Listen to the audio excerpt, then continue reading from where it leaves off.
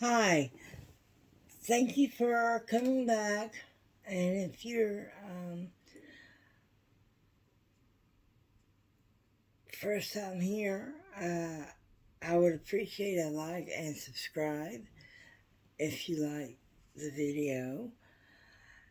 And I am going to be doing a true crime today. Today. Yeah, I call it true crime today. Um, and it's about Mary Phagan, who it happened here in Atlanta in 1913.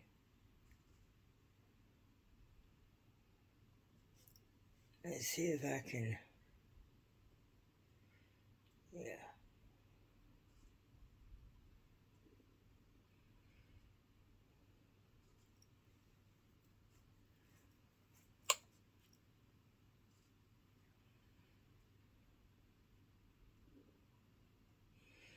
Okay. Um, and thank you for coming back um, and my tap got stuck. I am still working on my Santa for Christmas. Um, it is uh, a Diamond Dots I got from Hobby Lobby. So they are licensed. So um,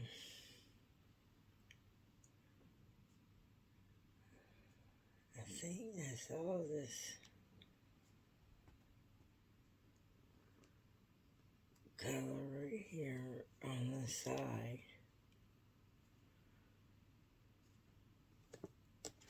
Okay, so it's a Leo Frank murder case. Mary Phagan murder, best title to have in. So, the top of the last column on the front page as area says, rooming house sought by Frank declares woman, Mrs. Mila. Let's see here.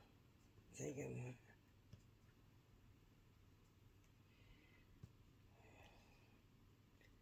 I'm looking for it.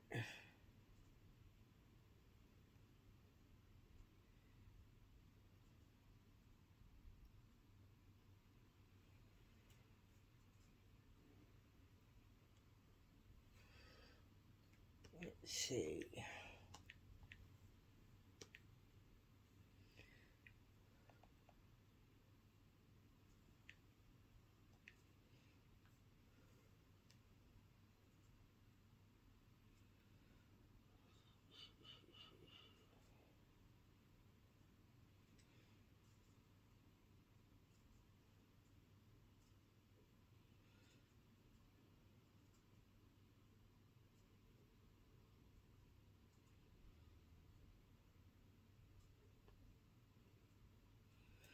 Yeah, I'm looking for the okay, I'll be right back. Okay, I'm back. I had to find the story. Okay, so I don't know how to read and uh and do my diamond paintings at the same time. So we'll just work on this a little while and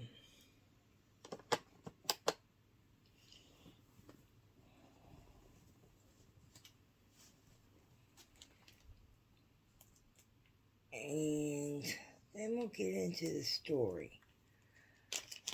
It's a really sad one.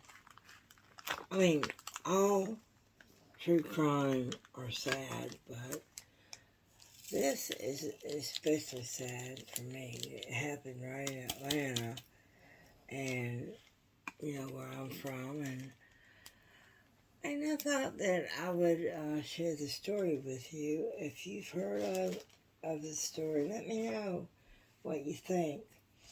Okay, so Mary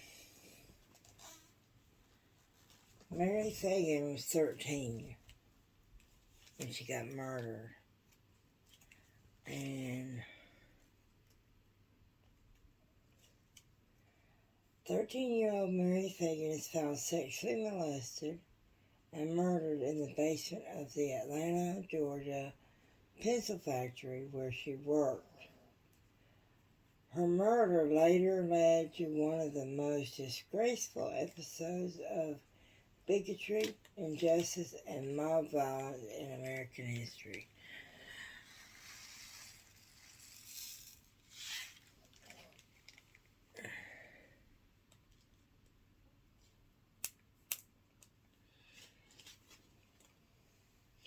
Next to Phagan's body were two small notes that purported to pin the crime on Newt Lee, the night watchman at the factory.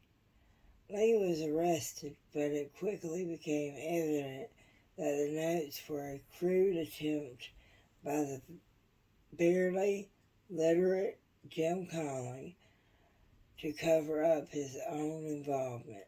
Conley was the factory's janitor, a black man, and a well-known drunk. So, it makes me wonder if he did it, because they blamed it on the factory. I don't know if he's the manager or if he owned it. We'll find that out in just a minute. And I've always been interested in this story. So let's see. Conley then decided to shift the blame toward Leo Frank, the Jewish owner, he's the owner of the factory. Despite the absurdity of Conley's claims, they nevertheless took hold. The case's prosecutor was Hugh Dorsey, a notorious bigot and friend of Georgia's populist leader Tom Watson.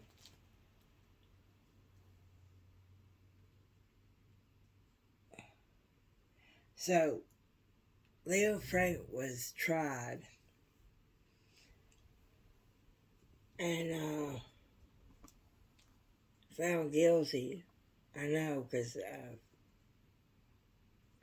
read up on it,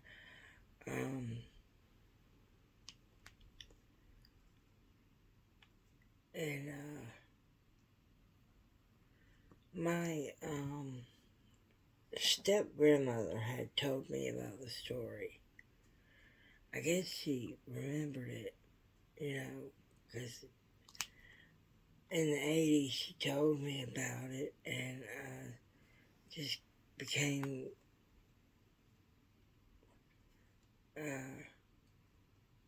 interested in the story.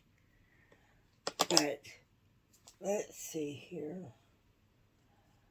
So Frank was tried by Judge Leonard Rowan, who allowed the blatantly unfair trial to go forward even after he was privately informed by Conley's attorney that Conley had admitted to Frank's innocence on more than one occasion. Oh, I didn't know that. Yeah. They have found out years and years after he was sentenced, that he may have not done it. And, that's so sad, sitting in a jail, waiting on your fate, and knowing you didn't do something. So let's continue.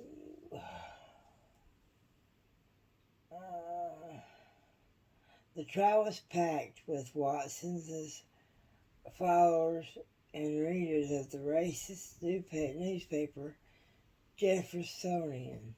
Oh, I never heard of that newspaper. I'm glad because it's racist. The jury was terrorized into a conviction.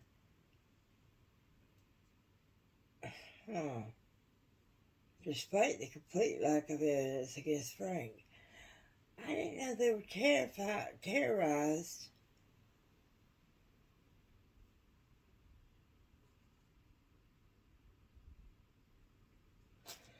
So Georgia Governor John Slayton initiated his own investigation and quickly concluded that Frank was completely innocent. Yeah, like I said, years later, after Frank was hung, they found out that he was completely innocent, and he was in his office, is what if I can remember correctly, he was in his office working, and Mary Phagan came to pick up her pay for, work that week. And somebody sexually assaulted her and then killed her. I think Georgia Governor John Slayton initiated his own investigation of completely innocent 3 weeks before the term ended. Slayton commuted Frank's death sentence in the hope that he would eventually be freed when the publicity died down. However, Watson had other plans. He mobilized his supporters to form the Knights of Mary Phagan. Thousands of Jewish residents in Atlanta were forced to flee the city because police refused to stop the lynch mob. Oh my goodness. They just wanted somebody, it seems like, just to close the case or something, and that's not right because, the person's still out there, and even today, some people are innocent in jail,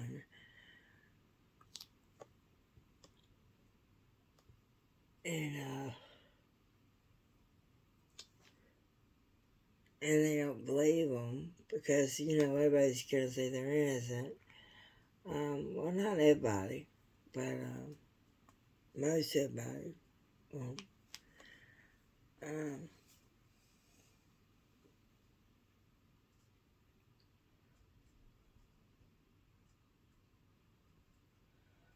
the Knights of Mary Phagan then made their way to the prison farm where Frank was incarcerated. They handcuffed the warden and the guards and abducted Frank, bringing him to Marietta, Phagan's hometown. Okay, so Marietta is,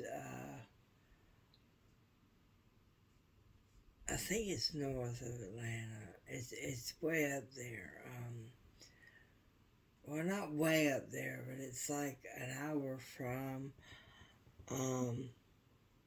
where I live. There he was hanged to death by a giant oak tree. Thousands of spectators came to watch and have their picture taken in front of the lifeless body. The police did nothing to stop the spectacle. Oh, my word. They didn't even care. I mean, the police just let them do what they wanted.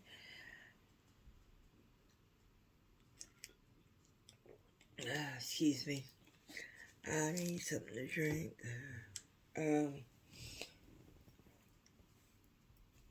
Although most of the country was outraged and horrified by the lynching, Watson remains very popular in Georgia. In fact, he was elected to the U.S. Senate in 1920. Frank did not receive a posthumous pardon until 1986. Man, I was 16. Oh. On the grounds that his lynching deprived him of his rights to appeal his conviction. I did not know that. I thought that he was sentenced to death, and the governor had commuted his sentence to life, and then you heard the same thing. They hung him, not caring that he may be innocent. That's just terrible. But I've known for years that he was innocent, but I thought that they got together and hung him because that's what the jury had proposed. But it was actually a bunch of people that was just pissed off, that this young girl got killed. And, I can understand that, but you don't know if somebody's... I mean, I guess back then, they think weird. They think just because you're convicted that you did it,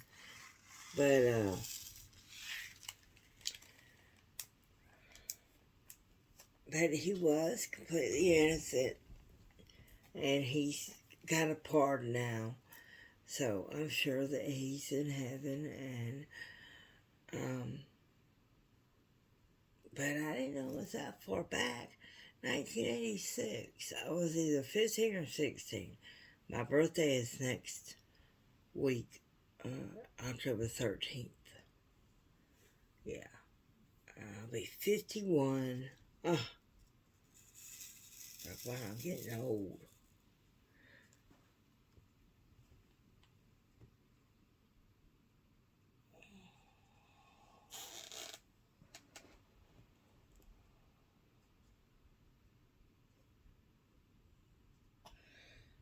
So, I didn't find the whole story, but what happened is that Mary Phagan she walked to the pencil factory. Back then, they worked at 13. Now, it would be a whole lot different.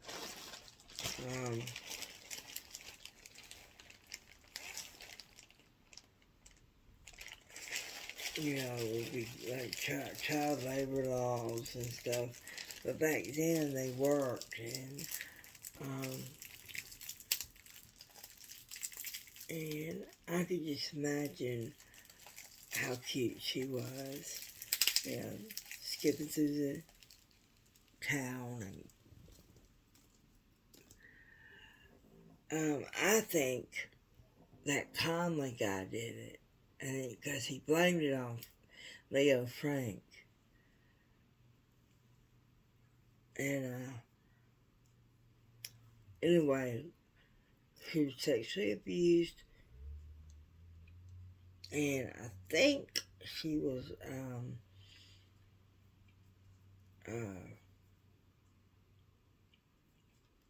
strangled in the basement of the pizza factory.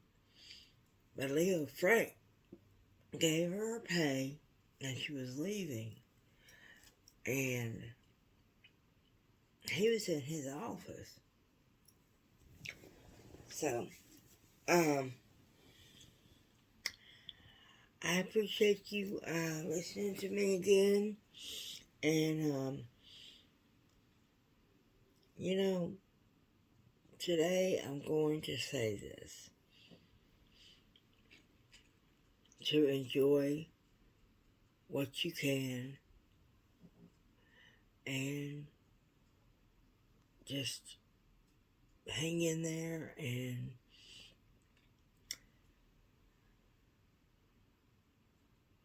and just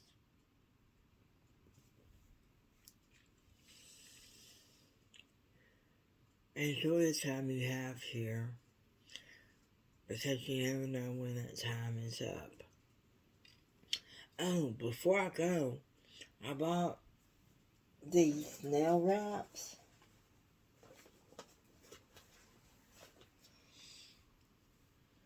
See? I'm going to try to put them on sometimes today.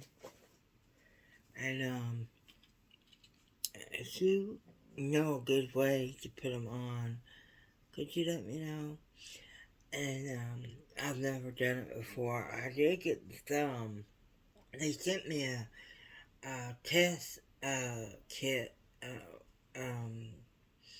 practice nails that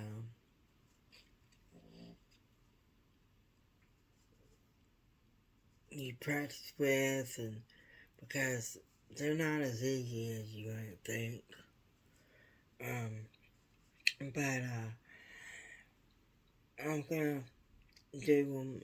My nails are dirty and they're short, and I used to do S&S nails down the street, but I got fungus in my nail 3 times. So I'm like, I'm not going back there. I'm not going to do my nails no more. Because I don't want fungus on me from somebody else's gross ass. Anyway, thanks for watching. And please, if you like this video, please consider subscribing. I could really use the help. And I'll talk to you later. And have a blessed day.